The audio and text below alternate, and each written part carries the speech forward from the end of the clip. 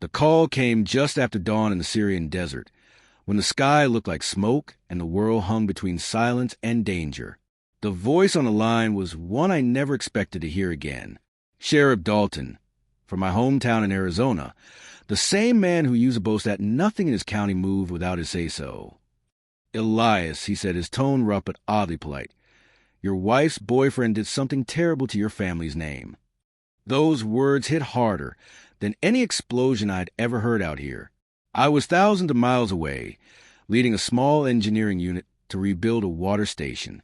But in that moment, the only sound I registered was the sheriff's slow drawl and the pounding of my own pulse. "What do you mean?" I asked. He hesitated. "Let's just say he's been making deals with men who'd rather see you ruined than see you come home."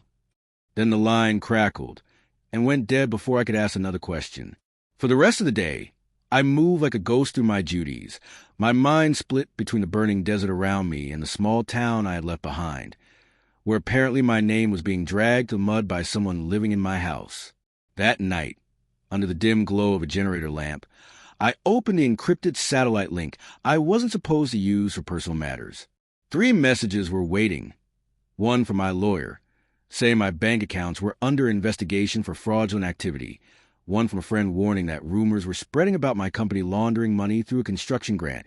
And one from an unknown address, containing a single attachment labeled Truth for Elias P4. Against every instinct, I opened it. The video showed my wife's boyfriend, Travis, sitting in a diner with Sheriff Dalton himself. They were talking about a land contract, my land, the one I had inherited from my father before leaving for Syria. Travis laughed. "Once we pin the grant mess on Elias, nobody will question who owns the property." The sheriff nodded. "Ain't fraud if the man can't come home to defend himself." My stomach twisted.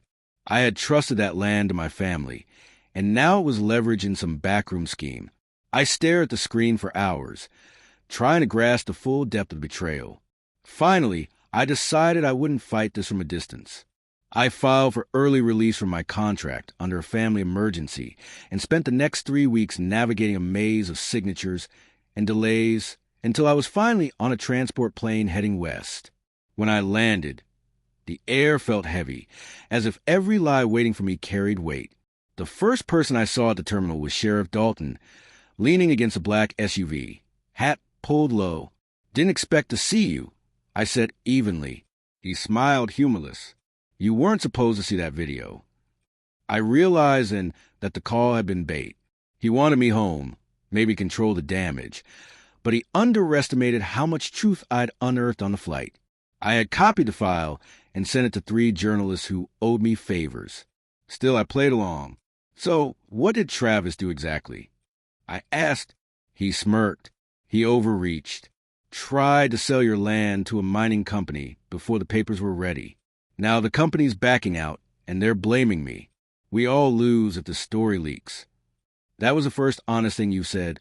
I replied, "Maybe losing's what you earned." He didn't answer, only wanted to stay quiet if I wanted to keep breathing. That night, I didn't go home. I went to my father's old cabin near the ridge and met my friend Mark, a local reporter who still believed truth mattered.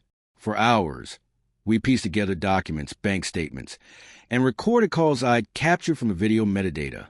The picture was clear. The sheriff, Travis, and 2 county clerks had siphoned development funds using fake permits signed in my company's name. My deployment to Syria had unknowingly given them the perfect cover. The next morning, we sent everything to the state attorney's office and scheduled a press briefing for noon. By 10 a.m., patrol cars were already circling the property. I watched from the porch as dust clouds rose on the horizon. "They're coming to shut this down," Mark whispered, "but I'm not afraid."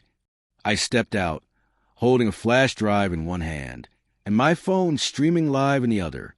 "Morning, Sheriff," I said as he climbed out his truck. "You called me first, remember?" he said.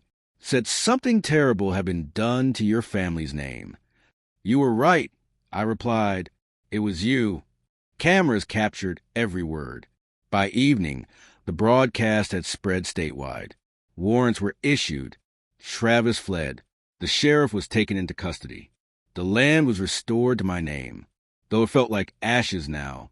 When reporters asked how it felt to expose them, I told the truth. Justice isn't satisfying. It's necessary. A month later, a letter arrived with no return address, containing only one sentence, written in familiar handwriting. "I'm sorry I let him use me. It was for my wife." I didn't reply. Some stories don't need sequels. I returned overseas, back to rebuilding what greed destroys. But this time, I carried something heavier than guilt, clarity. When you fight wars abroad, you think evil wears uniforms. When you come home, you learn it sometimes wears badges and smiles. Yet that one call, meant to scare me, did the opposite.